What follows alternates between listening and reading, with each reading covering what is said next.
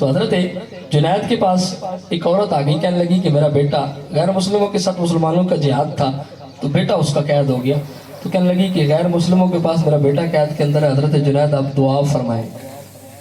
والد اس کا مرید تھا حضرت جنید کا، کہنے لگا جی دعا فرمائے میرا بیٹا چھوٹ جائے، اس کو قید سے رہائی ہو جائے۔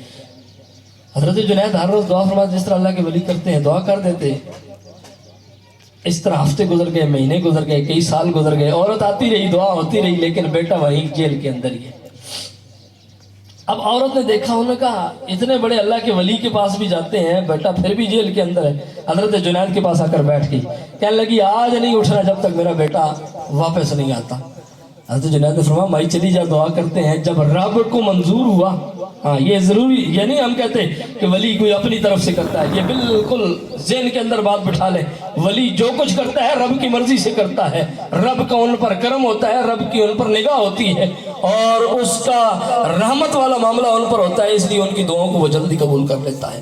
تو بہرحال حضرت جنید کے پاس آ کر عورت بیٹھ گئی، وہ اٹھتی نہیں ہے۔ حضرت یہ امام سیوطی نے انیس الجلیس کے اندر یہ بات لکھی ہے، اور امام سیوطی کوئی عام جنا نہیں ہے۔ حضرت امام سیوطی وہ ہیں کہ جن کو جاگتے ہوئے 72 مرتبہ حضور کا دیدار ہوا ہے، 72 مرتبہ جاگتے ہوئے حضور کا دیدار کیا ہے امام سیوطی نے۔ تو حضرت امام سیوطی نے یہ بات لکھی، کہنے لگے وہ روتی رہی، بیٹھی رہی۔ حضرت جنید بغدادی کے پاس صبح سے آ کے بیٹھی، زور کا وقت ہو گیا، زور کی نماز پڑھی، جنید بغدادی نے کہا اٹھ کے چلے جا، کہنے نہیں اٹھی۔ حضرت جنید بغدادی نے مراقبہ کیا، اور مراقبہ کر کے حضرت جنید نے فرمایا کہ جا مائی تیرا بیٹا آ جائے گا۔ اب جنید کا تو یہ وعدہ رہا کہ تیرا بیٹا آ جائے گا۔ کچھ دن گزرے، 3-4 دن، بیٹا آ گیا۔ اب عورت کی خوشی کی انتہا نہ رہی، بیٹے کو پکڑ کر حضرت جنید کے پاس لے آئی۔ تو حضرت جنید نے پوچھا بیٹا تیرے ساتھ معاملہ کیا ہوا ہے؟ کہنے لگے جناب ہر روز معمول کے مطابق ہمیں عدالتوں میں پیش کیا جاتا تھا، سارے معاملات ہوتے تھے، آج بھی اسی سلسلے میں جو سب سے بڑی عدالت ہے نا، عدالت عظمیٰ، اس میں ہم نے پیش ہونا تھا، لیکن حیرانگی کی بات ہے زور کی نماز کے بعد کا وقت ہے، ہمیں جیل سے نکالا گیا، باقی بھی قیدی نکلے، لیکن جو ہی جیل سے مجھے نکالا گیا تو میری پاؤں کی بیڑیاں بھی ٹوٹ گئی، میرے ہاتھ کی ہتھکڑیاں بھی ٹوٹ گئی۔ کہنے لگے میں بڑا حیران ہوا، انہوں نے دیکھا سپاہیوں نے مجھے مارنا شروع کر دیا کہ یہ تو بھاگنے کے چکر میں، بڑا مارا، پھر بیڑیاں پہنائی، وہ پہناتے ہیں ٹوٹ جاتی ہیں، پھر پہناتے ہیں، پھر یہ سلسلہ کافی دیر تک جاری رہا۔ انہوں نے کہا جی بادشاہ کو بتا دیتے ہیں کہ جناب یہ معاملہ کیا ہے۔ جب بادشاہ کے پاس گئے انہوں نے کہا میرے سامنے اس کو بیڑیاں پہناؤ، اس کو ہاتھ کڑیاں لگاؤ میرے سامنے۔ جب اس لڑکے کو ہاتھ کڑیاں لگائی گئی نا، بیڑیاں پہنائی گئی، تو وہ کہتے ہیں بادشاہ کے سامنے بھی ایسے ہی ہوا کہ ٹوٹ گئی۔ اب بادشاہ بڑا پریشان کہ یار ٹھیک لگاتے ہیں لیکن ٹوٹ جاتی ہیں۔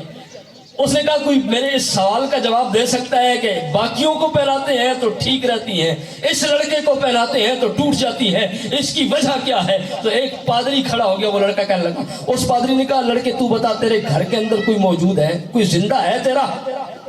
تو لڑکا کہنے لگا جی میری ایک والدہ زندہ ہے۔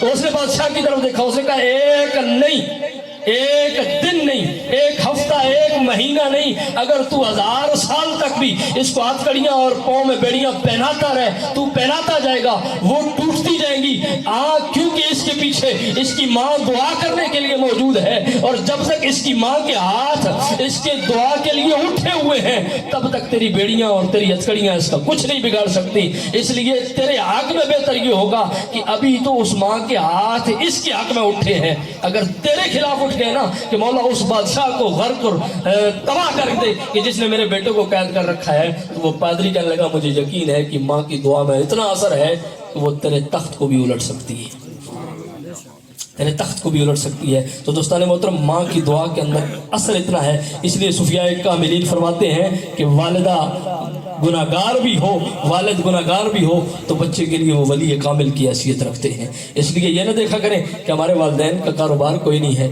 ہمارے والدین تو ویسے